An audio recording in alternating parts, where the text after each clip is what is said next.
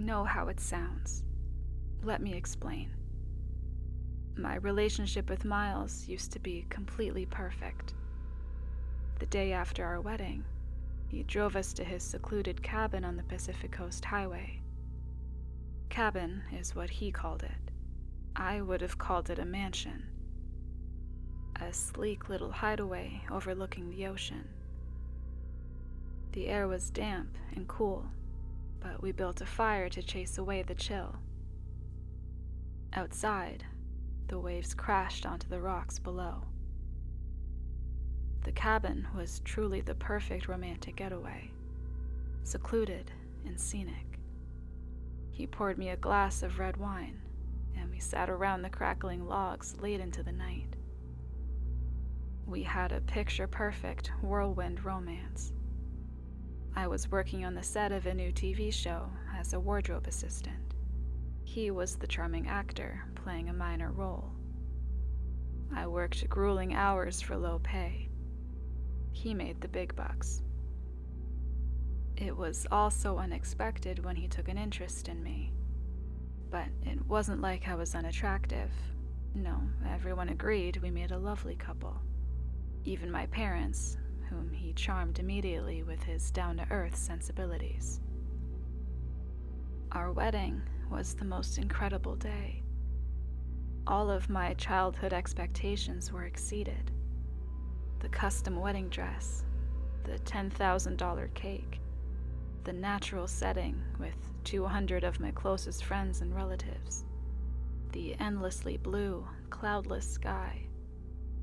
My friends all said the pictures would be gorgeous, that we were a perfect couple, that the day was something out of a fairy tale. That was the happiest day of my life. I had everything I ever wanted. Miles was the whole package. Smart, handsome, rich. And he was finally mine. Or so I thought. Little did I know that after the wedding, the happiness would fade. I think he thought I wouldn't notice, wouldn't say anything, wouldn't complain, that is, when I finally noticed he was cheating, running around with other women. Which is what he's doing right now. Miles thinks the house is empty, but I'm here. I never leave. I can hear them up there, footsteps across the floor, a muted giggle. That would be his new girlfriend, I presume. She's probably wowed by this place, like I was, and Miles himself, of course. But there's a sight I'd like to show her that's more impressive than the ocean view. It's me, all chopped up in the downstairs freezer. You see, Miles didn't like that I figured out his little secret. He liked it less that I confronted him about it. And when I tried to pack my bags and slip out one evening, he cornered me in the garage. He'd been watching me on the security cameras all along. I hadn't even realized they were there. Miles thought he was done with me. He'd solved his problem, at least temporarily. Except, I'm still here. It's hard to haunt when you're wrapped up in plastic. But so far, I've successfully scared 2 other women away from this place before anything bad happened to them. Turns out whispering "get out" into someone's ear as they lay by the pool is pretty freaky. Freaky enough to make them leave. I want to warn the girl upstairs too. She's not safe, because he's not done. And I get the feeling I wasn't the first kill. It seemed too natural, too practiced. That knife just slid in too easily for it to be impulse. I think there might be more of us down here.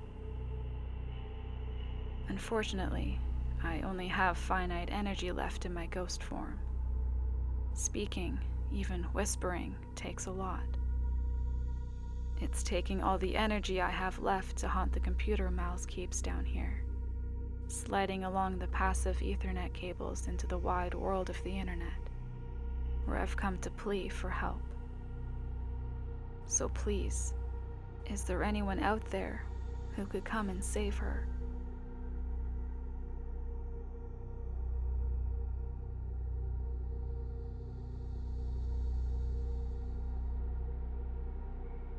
I was always a rather curious person.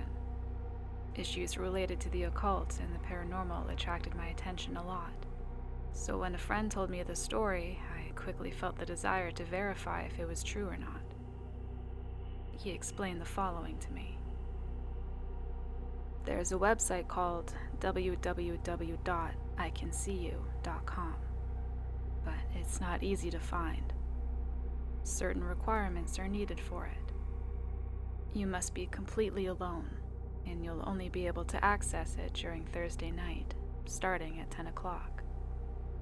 If you succeed, you'll find something similar to a blog post detailing everything you're doing, as if you were being watched.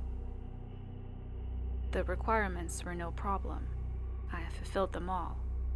I'd been living alone for several years, and nightfall was inevitable, so I just waited. The week passed quickly, and in the blink of an eye, Thursday arrived. I was thinking all day about what I was going to do. I even searched for information on the internet, but I didn't find anything interesting beyond what I'd already been told.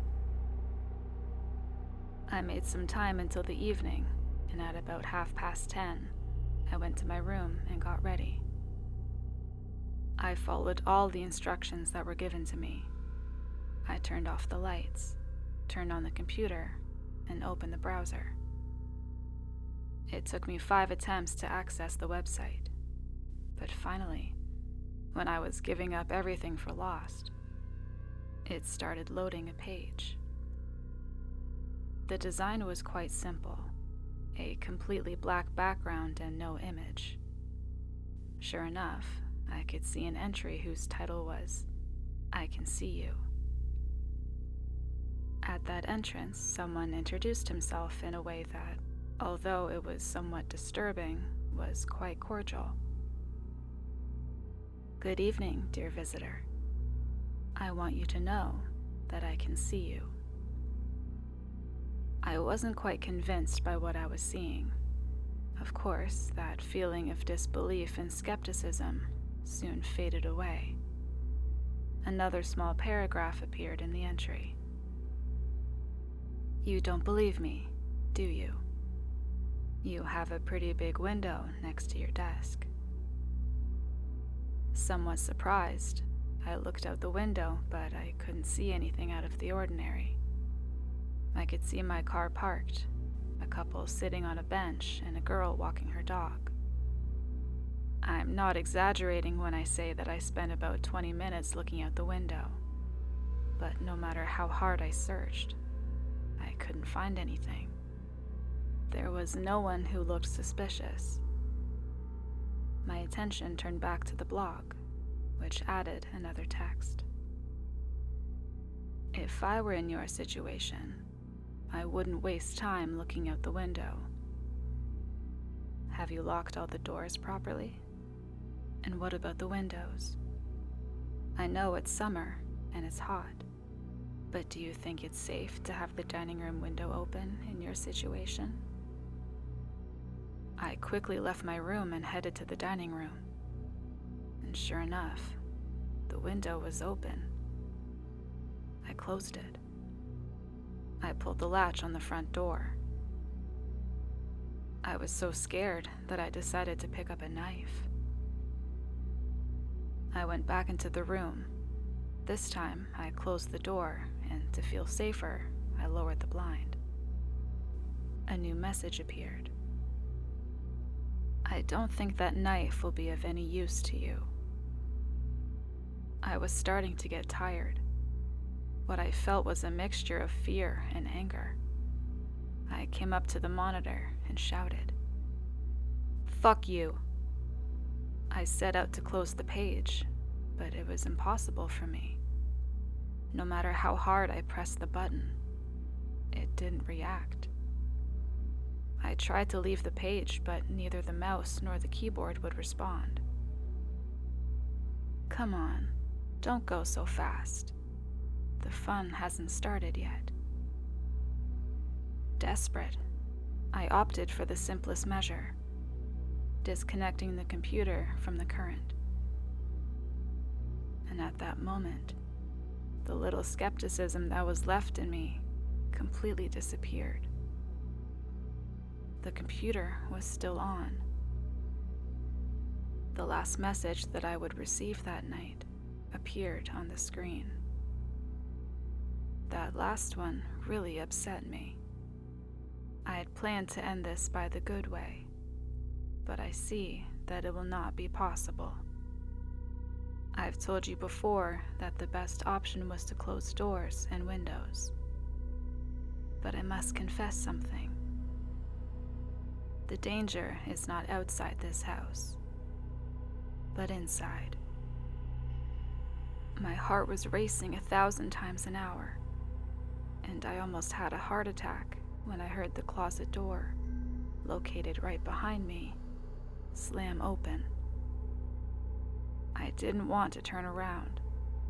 I didn't want to look at what was hidden there. But curiosity played a trick on me. Through the corner of my eye, I saw how a contorted body fell from inside the closet, and gradually, it began to incorporate. I looked away quickly. I didn't want to see its face. I didn't hear it move towards me. For some reason, it stayed still. I couldn't stop crying. The door was close to the closet. If I wanted to get out, I had to go through that side. A harsh voice said to me, "You're not going to try." Every hair on my body stood up. That thing had read my mind. I decided to take a chance. I opted to turn around and run out the door. This was my biggest mistake. When I turned around, it was just inches away from me, staring at me. How could it move so fast? His face, damn it, his face, still gives me nightmares to this day. I don't really remember what happened next. I just woke up in this strange place. I think I've been here for several months, maybe a year.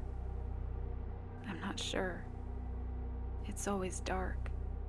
There's no door. There's no walls either. Just this dim, infinite darkness. I never get visitors, but that doesn't mean I can't communicate with the outside world. You see, in this strange place, there's nothing except a computer. Sometimes, with a little luck, I can talk to some other user who manages to contact me. And I want you to know that I can see you.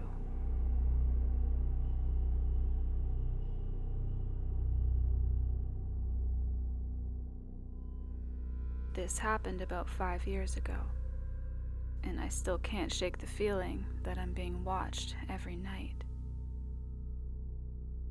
It was a regular Thursday evening in late November. I had just moved into a new apartment on the outskirts of town, a quaint little place with more character than I could have ever hoped for. Or so I thought. The building was old, probably early 1900s, and had this eerie charm to it. The landlord was an older gentleman named Mr. Thompson. He seemed kind enough, though he had a strange, almost too welcoming demeanor. He made sure I was settled in, and I didn't think much of it at the time. Maybe he was just lonely. My apartment was on the 3rd floor, and the only other tenant on my floor was a woman named Alice.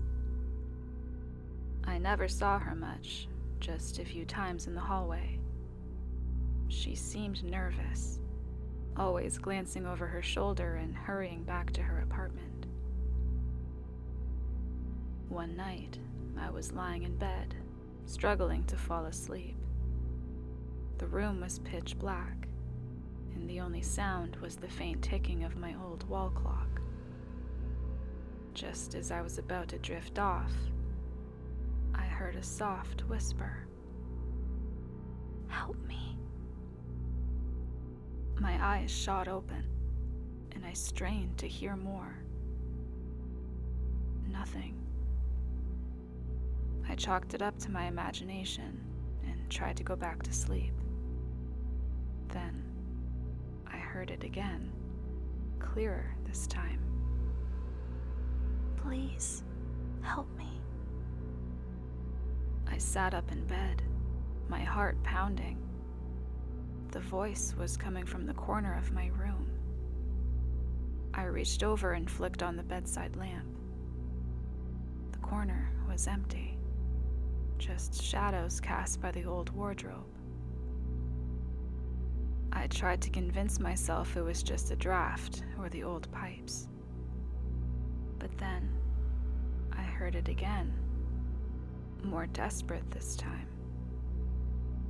"He's coming for me. Please." I jumped out of bed and searched the room, but there was no one there. I was wide awake now and utterly terrified. I decided to go for a walk to clear my head. As I stepped into the hallway, I noticed Alice's door was slightly ajar. I could hear her crying inside. Concerned, I knocked softly. "Alice, are you okay?" The crying stopped abruptly. There was a long pause before she whispered, "He's watching you too, isn't he?" A chill ran down my spine.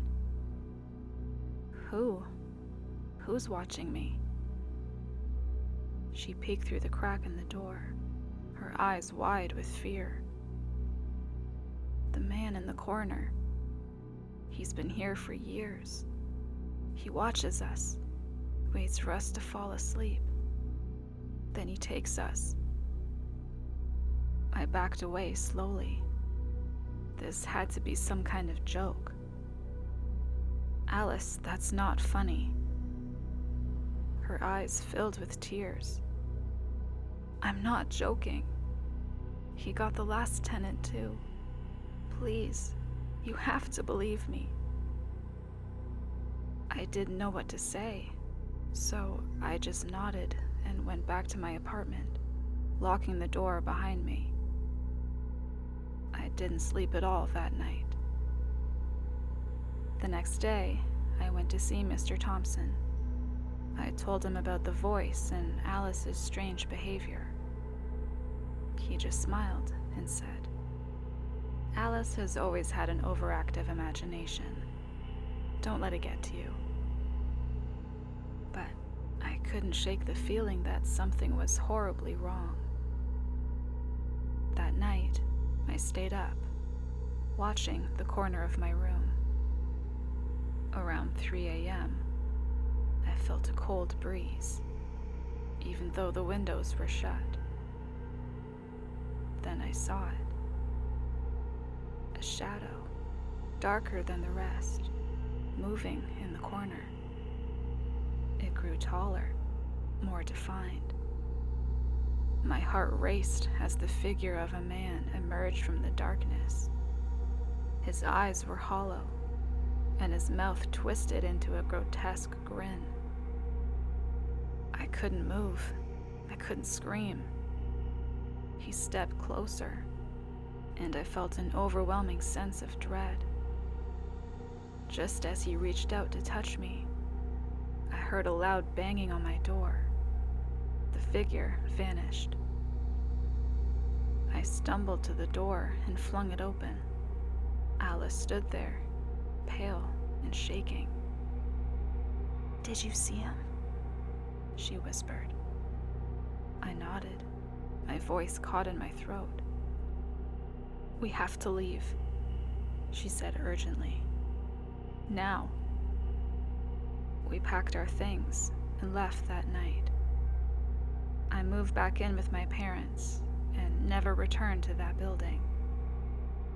I later learned that the apartment had a history of tenants disappearing under mysterious circumstances.